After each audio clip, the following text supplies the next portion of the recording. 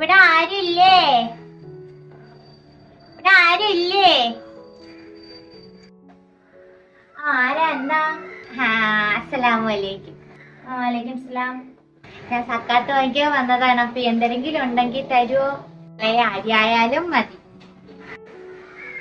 അരി ഞങ്ങള് റേഷൻ അരിയാണ് ഉപയോഗിക്കുന്നത്. നിങ്ങൾക്ക് അത് മതിയാവോ? റേഷൻ അരിയാണെങ്കിൽ തിന്ന് തിന്ന് തിന്ന് തിന്ന് മടുത്ത് ഞാൻ പിന്നെ കോഴിക്കൊക്കെയാണ് വാരി ഇട്ട് കൊടുക്കണത്. നിങ്ങള് വില അരി ഇരിപ്പുണ്ടാ? അതിനാണ് മാമി വന്നത്. ഞങ്ങളെന്നെ ഇവിടെ കുറെ നാളുകൊണ്ട് നല്ല അരിയല്ലേ റേഷൻ കടയിൽ നിന്ന് കിട്ടുന്നത്. അതുകൊണ്ട് ഞങ്ങൾ അതിൽ തന്നെയാണ് ചോറ് വെച്ച് കഴിക്കുന്നത്. പിന്നെ നിങ്ങൾക്കായിട്ട് നിങ്ങൾ കടയിൽ പോയി വാങ്ങിച്ചു തരാൻ പറ്റുമോ? ഓ, ഈ കൂടിയ വീട്ടിൽ കിടങ്ങണം നിങ്ങൾ റേഷൻ അരി തിന്നോന്ന് പറഞ്ഞ ആരെങ്കിലും വിശ്വസിക്കോ? ഓ, ഒത്തിരി വില അറിയണ്ടൊക്കെ എടപ്പി ഇങ്ങോട്ട്. ഓ, കട്ടിലടിയിൽ തേങ്ങ കാണണല്ലോ. എന്റെ ഒരു തേങ്ങയും കൂടി തരുമോ? തേങ്ങ ഞങ്ങൾക്ക് ആകെ ഈ ഒരു വീട് മാത്രമാണുള്ള, വസ്തുവൊന്നുമില്ല തെങ്ങ് വെച്ച് പിടിപ്പിക്കാൻ. ഞങ്ങളിത് പൈസ കൊടുത്ത് വാങ്ങിക്കുന്ന തേങ്ങയും അത് ഇപ്പോഴത്തെ തേങ്ങയുടെ വിലയൊക്കെ നിങ്ങൾക്ക് അറിയാമല്ല. ആ തേങ്ങ എങ്ങനെയാണ് ആകെ 1-2 തേങ്ങയുടെ വീട്ടിൽ വാങ്ങിക്കുന്നത്? എങ്ങനെയാണ് നിങ്ങൾക്ക് ഞാൻ തന്നത്? ഇപ്പൊ ഒന്നുമില്ല കയ്യിൽ, അതുകൊണ്ടാണ്. ഇല്ലെങ്കിൽ ഞാൻ തരാം. വേണമെങ്കിൽ റേഷൻ അരി തരാം. എങ്കിൽ എനിക്ക് വേണ്ട.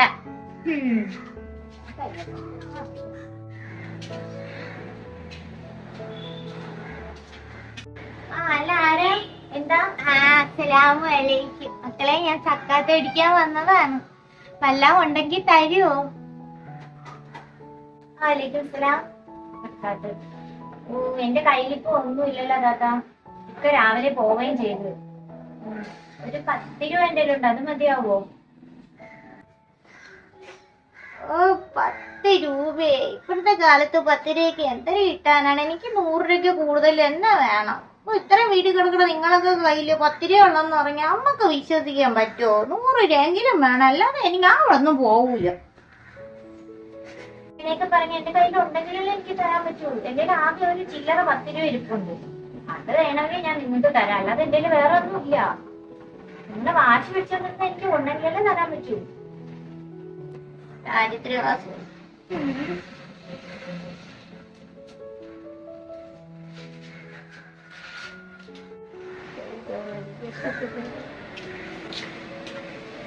ആരില്ലേ? അല്ല ആരാ?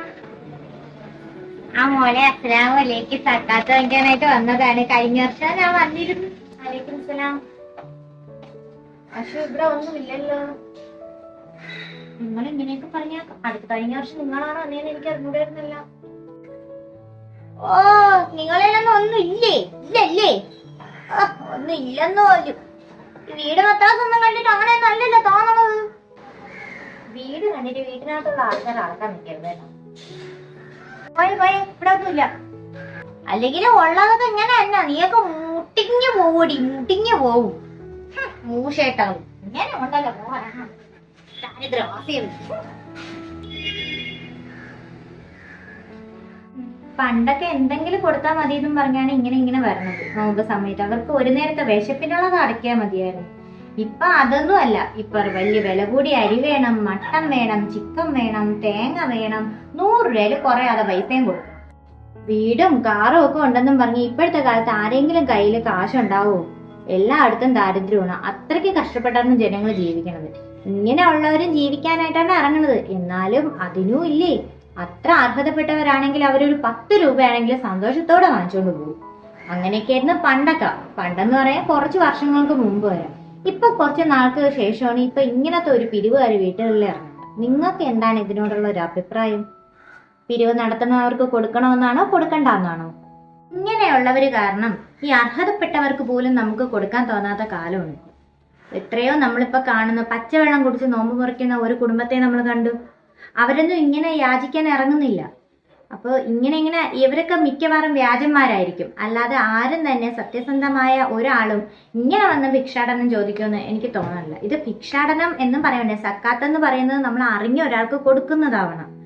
ഇത് സ്വതക്കെയാണ്. അവർ വരുന്നു, നമുക്ക് അർഹതപ്പെട്ടവരാണെന്ന് തോന്നുമ്പോൾ കൊടുക്കുന്നു. നമ്മളെ കയ്യിൽ ഉള്ളതെന്തോ അതല്ലേ നമുക്ക് കൊടുക്കാൻ പറ്റൂ.